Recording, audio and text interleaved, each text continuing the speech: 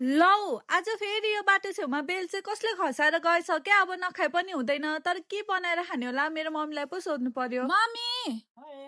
अनि फेरि यो बेल कहाँदेखि ल्याइस् यो बेल जहाँदेखि ल्याएको भए पनि आज यस्तो के बनाएर खाम तपाईँ भन्नु न त्यो चाहिँ यसको आज पानीपुरी बनाएर खाउँ अरे वाह पानीपुरी मैले त यो कहिले सोचेकै थिइनँ पहिलाबाट बेललाई पट्ट फुटाएर यसको भित्रको गुदीलाई चाहिँ घप्प चम्चीले घोपेर निकालिदिन्छु अनि एउटा बोटकामा हालेर चाहिँ हलङ लङ लङ पानी हालेर मजाले नाचा नुचुर पार्छु अनि यसको गजल्टालाई निकालेर चाहिँ एउटा छन्नीमा हालेर मजाले तार्नतिर लाग्छु अनि यसको रसलाई चाहिँ मुनिबाट तारेर टक्कसँगले एउटा बोटकामा हालिदिन्छु अनि होइन टमाटरको स्लाइसेस धनियाँ पानीपुरी मसला हालेर चाहिँ मजाले एकचोटि घोलमोल पारिदिन्छु अनि सेतो नुन पादे नुन हालेर मजाले कागतीलाई नाचा नुचुर पारिदिन्छु त्यसको माथिबाट चिल्ली फ्लेक्स अनि अमिलो चुक हालेर एकचोटि मलमाल गरेर यसलाई साइड लगाइदिन्छु त्यति बेरसम्म चाहिँ तेल तताएर पुरीलाई हालिदिन्छु अनि होइन तेलमा खेल्दै केही बेर फ्राई गरेपछि मजाले क्रिस्पीवाला बल चाहिँ तयार हुन्छ यसलाई केही बेर साइड लगाइदिने अनि एउटा बोटकामा चाहिँ तेल र मजाले फ्राई गरेको खोर्सानीलाई हालेर नाचक नुचुक पारिदिन्छु त्यसको माथिबाट चाहिँ बोइल गरेको आलु चना धुले खोर्सानी नुन प्याज धनियाँ हालेर मजाले माचक मुचक पारिदिन्छु